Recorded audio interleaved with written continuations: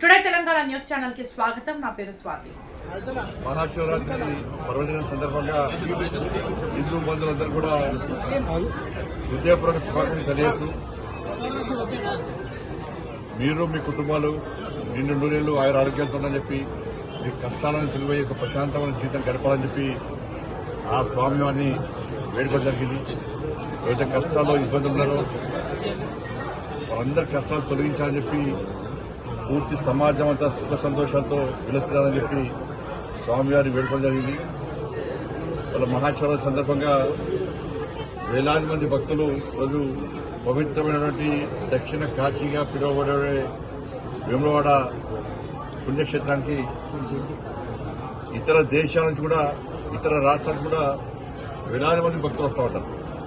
ఒక సెంటిమెంట్, మహాశివరాత్రి పర్వదినాన ఒక్కసారి ఆ రాజరాజేశ్వరుని దర్శించుకుంటే మన కష్టాలు తొలగిపోతుందని చెప్పి ఒక సెంటిమెంట్ హిందూ సమాజంలో పడుతుంది. అందుకే ప్రతి ఒక్కరు ఉండే రోజు స్వామివారి దర్శనం కోసం వస్తుంటారు. అందరూ కూడా దర్శనం ఇవ్వాలని చెప్పి స్వామివారిని పెట్టుకోవడం జరిగింది. ఎందుకంటే మన ప్రియతమ నేత నరేంద్ర మోడీ గారు అంతకుముందే శక్తివంతమైన దేవస్థానం. ప్రియతమ నేత నరేంద్ర మోడీ గారు, దేశ ప్రధాని నరేంద్ర మోడీ గారు ఈ పుణ్యక్షేత్రానికి వచ్చి ఆ రోజు దర్శనం చేసుకున్న తర్వాత దేశవ్యాప్తంగా ఒక చర్చ జరుగుతున్నది. ప్రతి ఒక్కరు కూడా దేశవ్యాప్తంగా హిందూ సమాజంతో కూడా ఒక్కసారైనా వేములవాడ పుణ్యక్షేత్రానికి వెళ్ళాలి. మోడీ గారు కూడా వెళ్ళి దర్శించుకున్నారు. కాబట్టి ఆ పవిత్రత ఏందో, ఆ శక్తి ఏందో మోడీ గారు దేశాన్ని చాటారు. మరి అటువంటి దేవస్థానాన్ని ఒక్కసారి దర్శించుకోవాలి, అటువంటి రాజరాజేశ్వర స్వామిని దర్శించుకోవాలని చెప్పి దేశవ్యాప్తంగా ఒక ఆలోచన సమాజంలో కూడా వచ్చింది. మరి అటువంటి మహానుభావుడు ఇటువంటి శక్తివంతమైన పుణ్యక్షేత్రం దర్శించుకోవడం అదృష్టంగా భావించడం. మరి ఈరోజు మహాశివరాత్రి పర్వదిన సందర్భంగా ఏర్పాట్లు చాలా బాగున్నాయి.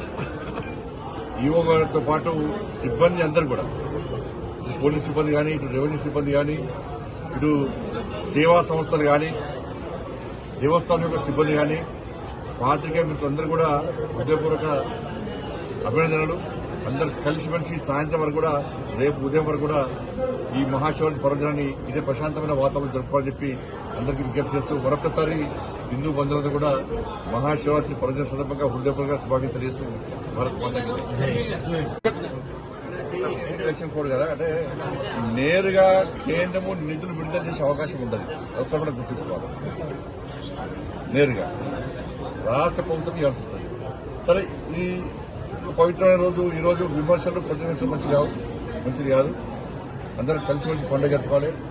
ఓరు కూడా తిట్టుకోవడం మంచి పద్ధతి కాదు. కాబట్టి అందరూ మంచి ఉండాలని